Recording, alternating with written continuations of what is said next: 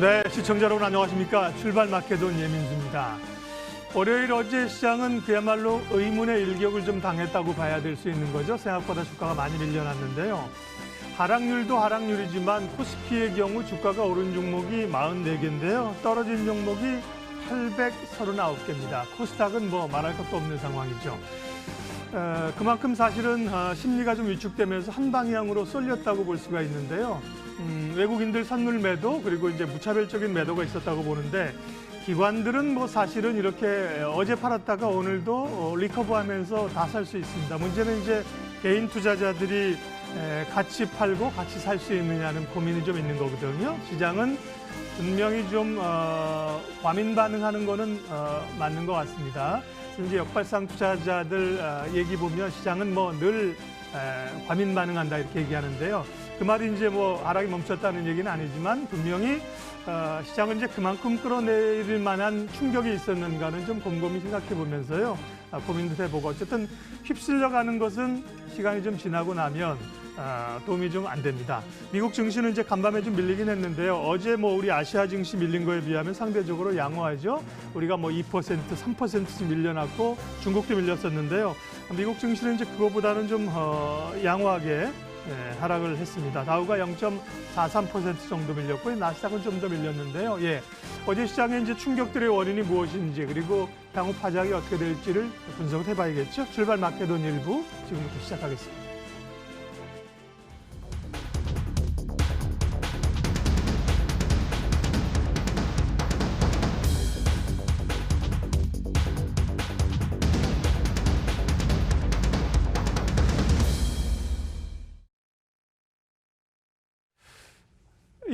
긴급 진단으로 또 갈 수밖에 없는 시장 상황입니다. 뭐 하루이긴 하나 어제 이제 충격들이 꽤 컸기 때문에요. 뭐가 이렇게 주가를 끌어내린 요인인지 앞으로 어떻게 될지 궁금해하실 것 같아서요. 오늘은 이제 소위 이제 삼중고라고 합니다. 미국의 미중 간의 무역 전쟁, 금리 인하 그리고 이제 일본 발 영향까지 미쳤는데요. 신한금융 투자 리서치 센터 김윤서 수석 연구위원 모시고 말씀 나누도록 하겠습니다. 어서 오십시오. 네, 안녕하세요. 네. 말씀드린 것처럼 뭐 몇 가지 요인이 있을 텐데 어제 일단 외국인들의 선물 매도가 좀 셌고요. 그에 따라서 시장이 프로그램 쪽에서 많이 나왔는데 글쎄요. 어떤 이유에서라고 보세요?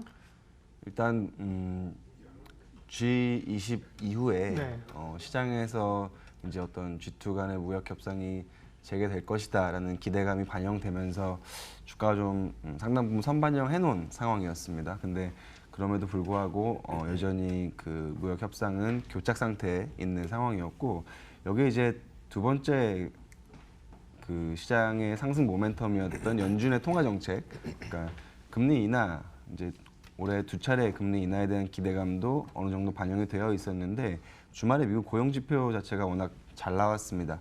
연준의 어떤 두 번 금리 인하에 대한 명분을 주지 못한 그런 지표가 나왔기 때문에 여기에 따른 실망감과 달러화가 강세 반전을 했죠. 그래서 이제 신흥국, 특히 우리나라를 포함한 신흥국 입장에서는 어떤 G2 협상에 대한 불확실성과 그리고 연준 통화 정책에 대한 우려, 그러니까 상대적으로 현재 금융 환경보다 조금 더 긴축적일 수도 있을 거다라는 우려, 그리고 마지막으로 우리나라 같은 경우에 일본과의 또 이 반도체를 중심으로 한 무역 마찰 이런 것들이 복합적으로 작용을 하면서 어제 우리나라 증시가 좀 큰 폭으로 하락을 했다라고 생각하시면 될 것 같습니다. 네. 근데 뭐 금리 인하에 대한 기대감은 뭐 시장이 먼저 간 거니까 반영을 했다고 하면 미국 증시에서도 뭐 비슷하게나마 좀 반영이 돼야 되는데 미국 증시의 그 영향분은 상당히 적거든요. 근데 우리나 어제 보면 중국 증시가 좀 너무 좀 과하게 반영을 했잖아요. 네. 이제 달러화 때문이라고 보시면 됩니다. 환율, 특히 연준의 통화 정책 방향성이 생각보다 좀 덜 완화적으로 흘러간다라고 본다면 그동안의 어떤 달러화 약세 베팅이 다시 좀 되돌려지면서 달러화가 좀 강세 쪽으로 갈 수 있고 그렇게 되면 당연히 달러화 표시 자산에 대한 수요는 늘어나는 반면에 비달러화 표시 자산 가격은 이제 환율 효과만으로 좀 떨어지는 상황이 생길 수가 있겠죠. 그리고 우리나라 같은 경우에는 특히 중국이나 일본, 그러니까 수출에 민감한 우리나라 경제 구조와 주식시장 구조가 가장 큰 이제 문제라고 보시면 됩니다. 지금 상황에서는 글로벌 무역 쪽과 어떤 그 물동량, 교역량에 대한 어떤 불확실성이 높아지는 국면이기 때문에 그리고 달러화 강세가 또 우리나라에서 어떤 자금 유출을 촉발할 수 있는 그런 우려가 복합적으로 작용을 하기 때문에 미국보다 신흥국, 특히 우리나라 증시가 특히 더 약세를 보였다라고 좀 보시면 될 것 어제 같습니다. 이제 위안화에도 그런 요인이 좀 있었고요. 위안화나 원화나 그런 요인들이 한국이나 중국 증시 영향이 상대적으로 좀 컸다.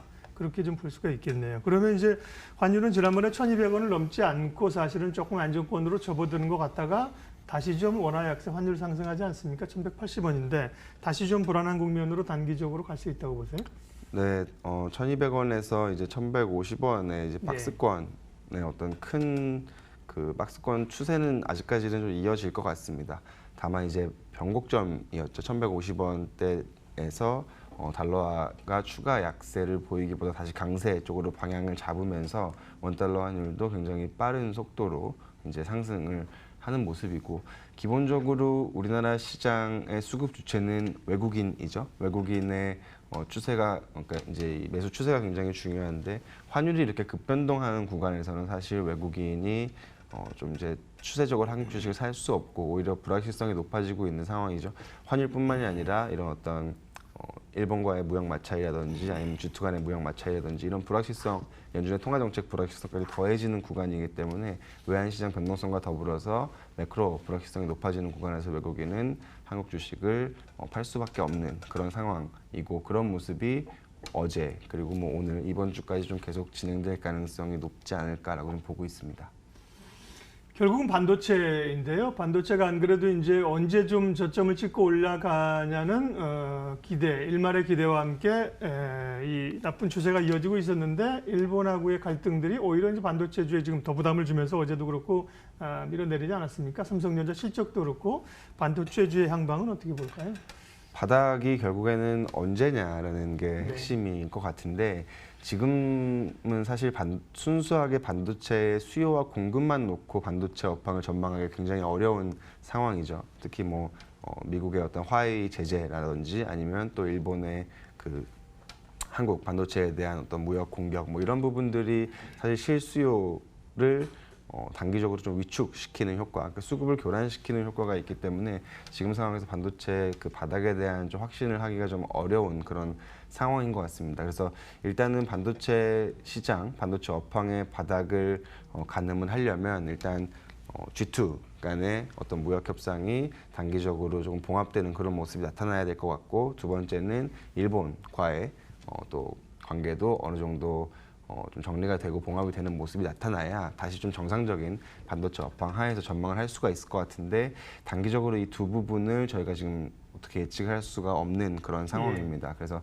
일단은 조금 관망하는 그런 좀 전략이 좀 필요한 것 같고, 이번 달 말까지 해서 어쨌든 일본의 참여연 선거 이후에 한국과 일본이 다시 좀 협상 테이블에 앉을 수 있을지, 그리고 G2 간의 실무 협상이 재개돼서 과연 이제 양국이 관세라든지 또 위안화 부분에 대한 어떤 스몰 딜이라도 도출해낼 수 있을지 뭐 이런 부분도 좀 지켜봐야 될 것 같습니다. 그래서 지금은 섣불리 좀 예측하기가 굉장히 어려운 시점이다라고 좀 보시면 될 것 같습니다. 미중 간의 갈등이 이제 워낙 뭐 좀 해묵은 이슈여서 그나마 이제 좀 내성이 좀 생겼는데, 일본의 수출 규제 그에 따른 영향들은 말씀하신 것처럼 단기적으로는 21일 날 뭐 참여연 선거를 봅니다만 21일 지난다고 끝날 문제냐, 여기에 대해서는 고민들이 좀 있는 것 같습니다. 그 리서치 센터에서 좀 의견 교환하시면서 그 부분은 향후 진로를 어떻게 보세요? 저희도 정치적인 부분이고 외교적인 부분이기 때문에 쉽게 전망하기가 어렵고, 단순히 이게 참여연 선거 이후에 해결된다라고 보기도 어려운 게, 트럼프가 맨 처음에 중국과의 무역 전쟁, 관세 부과를 선포했을 때 이거는 중간 선거용이다. 중간 선거가 지나면 뭐 해결될 것이다라고 봤지만 사실 이게 장기화되고 있는 그런 그림이지 않습니까?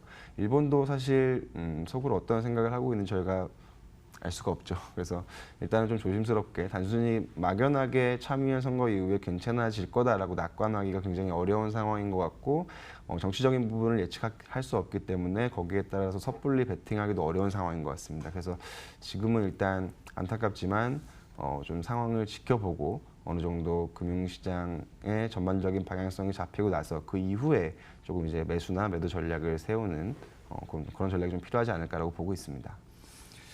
그 이제 학습 효과를 좀 얻기 위해서 그런 경우가 어디 있었을까 좀 고민을 좀 해봤는데요. 그러니까 이제 중국이 한국에 대한 사드 보복이 좀 있었고요. 기억하실지 모르겠지만 이명박 전 대통령이 독도를 간다 했을 때 일본에서 상당히 그 거세게 반응하면서 이 감정적으로 나온 경우가 있거든요. 그때 이제 엔터주 같은 경우 많이 하락했었는데 그렇게 보면 여기 이제 몇 개월 보름 만에 끝날 문제는 좀 아닌 것 같고요.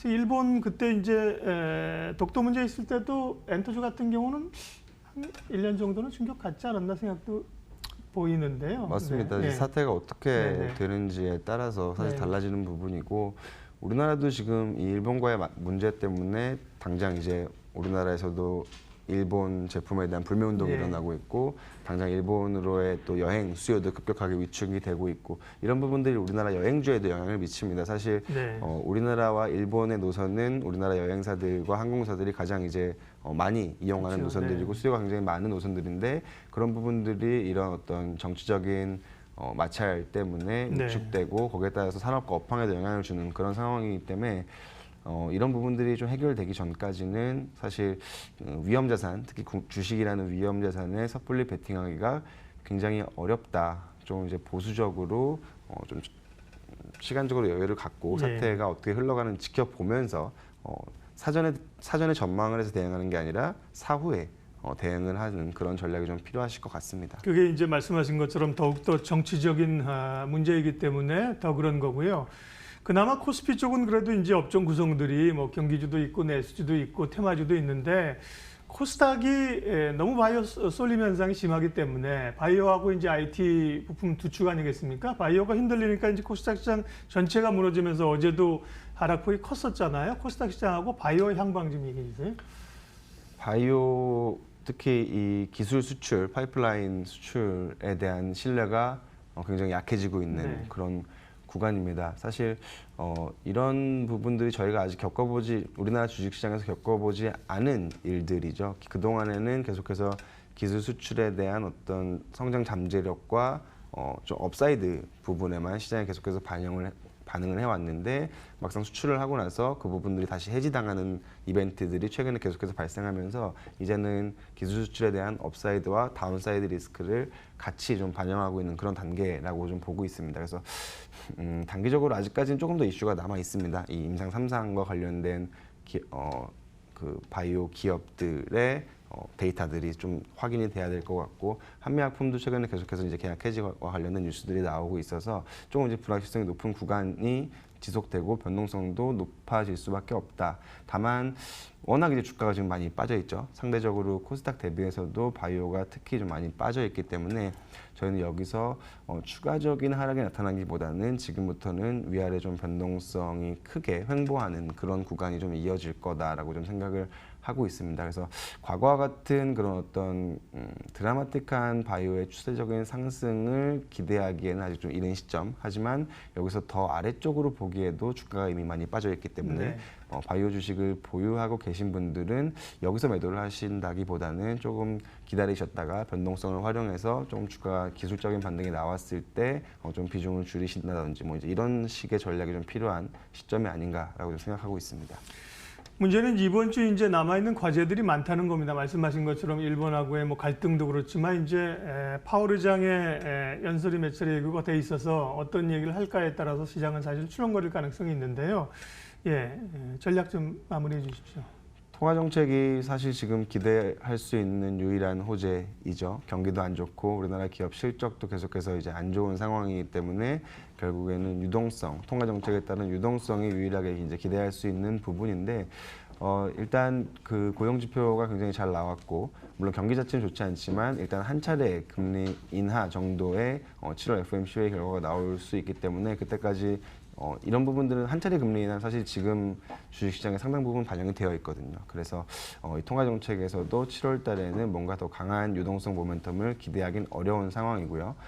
일본과의 관계, 그 다음에 미중 간의 관계도 우리는 지켜볼 수밖에 없는 상황이기 때문에 계속해서 좀 뉴스 플로우에 연동되는 그런 흐름이 이어질 것 같습니다. 앞서 말씀드렸듯이 굉장히 여러 가지 복합적으로 불확실성이 높은 환경이고 주식을 하기에 굉장히 어려운 환경입니다. 그래서 많이 빠져 있지만 섣불리 이렇게 공격적으로 매수에 나선다기보다는 이 시장에 영향을 미치는 여러 가지 변수들이 어떻게 풀려 나가는지 확인을 하시면서 좀 침착하게 네. 차근차근 대응을 하시는 하반기 연말까지 어떤 추세를 놓고 포지션을 다시 좀 재구축하시는 그런 좀 시간으로 활용을 해야 되지 않을까라고 생각하고 있습니다. 가시기 전에 한 가지만 더. 위로는 뭐 그렇고요. 이제 문제는 이제 하방 리스크가 얼마나 있는가 하는 우려예요. 거기에 대해서는 불안하긴 하지만 뭐 소위 이제 밸류로 따지게 되면 추가적으로 밀릴 여지는 크지 않다는 시각도 좀 있으시거든요. 어떠세요? 저희가 보고 있는 코스피 기준으로 하자는 이제 2,000포인트입니다.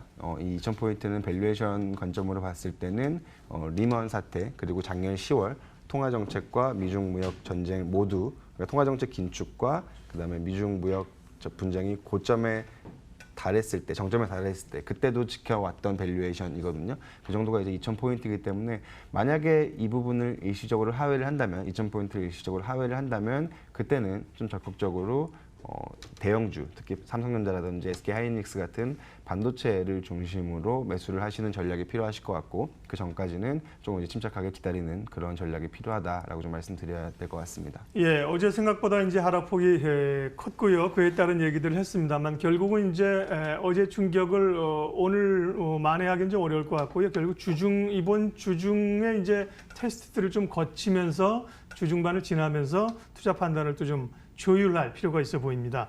예, 오늘 긴급 진단으로 시장 진단했습니다. 신한금융투자 김윤서 수석연구원 함께했습니다. 고맙습니다. 네, 고맙습니다.